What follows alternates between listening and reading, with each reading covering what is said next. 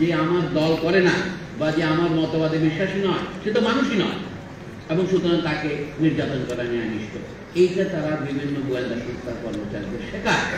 এবং একজন মানুষকে নিপীড়নের সময় এই লেসনটা আমরা মার্কিন যুক্তরাষ্ট্রের কাছ থেকে পেয়েছি।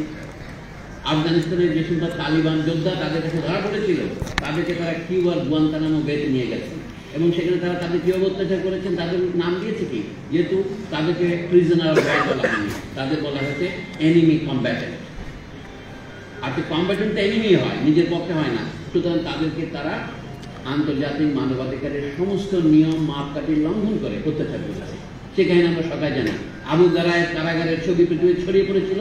তাহলে যেখানে মাছের পর্যন্ত মাথা থেকে শুরু হয়, তো আমাদের মুরব্বীদের যাকে আমাদের দেশ অনুসরণ করে, আপনারা যে সংস্থার প্রতিনিধিত্ব খানিকটা হলেও করেন, যদি সম্পূর্ণ পিন্টু বলল নিয়ন্ত্রণ মুক্ত, তারা যে কাজ করেছে এবং সেইটাই কিন্তু আমাদের ফ্যাসিস্ট রেজিমগুলো অনুসরণ করেছে, এটা অস্বীকার করা যাবে না। এখন আমি নতুন বাংলাদেশে চাই যে আমাদের এই দাসত্ব, এই অন্ধ অনুকরণ, প্রভুভক্তি বন্ধ করা উচিত। আমি কিন্তু তাদের কাকে চাকরি দেবে কাকে চাকরি দিব না তা নয়, তারা যে সমস্ত নির্লজ্জ প্রেস রিলিজ দিয়েছে, অর্থাৎ ছাত্র আন্দোলনের বিপক্ষে গিয়ে তারা দাঁড়িয়েছে অফিসিয়ালি, তারা কিন্তু এখনো বহাল তবিয়তে আছে। আমাদের আপা যে দাবি করেছেন প্রত্যেকটা অপরাধের বিচার হওয়া উচিত, তাদের কোন দেশের সার্বভৌমত্ব আছে কিনা তার প্রধান মাপকাঠি হচ্ছে সেখানে ন্যায় বিচার আছে কিনা। আপনি যদি ন্যায় বিচার জনগণের জন্য নিশ্চিত করতে না পারেন, আপনার ক্ষমতায় বসার অধিকার নাই, আপনি বসতেও পারবেন না। এখন আমাদের সাময়িকভাবে জনগণ আমাদের বিশ্বাস করে যে আমানত দিয়েছে, আমি অন্তর্বর্তীকালীন সরকারের কথাই বলছি, সেই আমানত যদি আপনি বিচার করতে না পারেন, অন্তত বিচারের উদ্যোগ নিতে না পারেন, তাহলে কিন্তু আপনি আমানত কেন করবেন।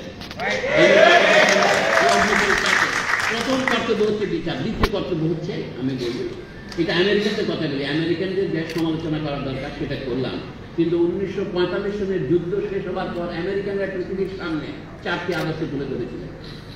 কি সেগুলো কি ছিল? Freedom of thought, freedom of religion and freedom from war, freedom from fear. এই 4টা ধরেন তো মার্কিন দেশের ডক্ট্রিন।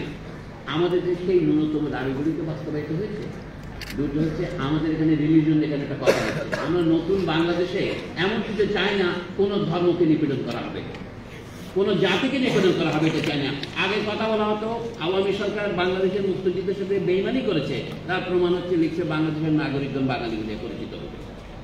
এটা তো ফ্যাসিস্ট মতাদর্শ, এটা হলো জার্মান ফ্যাসিস্টদের মতাদর্শ যে দুনিয়া ডয়চল্যান্ড উবার আলেস, আমাদের বাংলা ল্যান্ড উবার আলেস, এটা তো ফ্যাসিস্ট মতাদর্শ। বাংলাদেশের জনগণ বলতে হবে আমাদের জাতি, ধর্ম, বর্ণ অথবা অন্য কোনো বৈষম্য চিহ্নমূলক নির্বিশেষে সকল জনগণের রাষ্ট্র। এটা হচ্ছে আমাদের নতুন বাংলাদেশের প্রথম শপথ।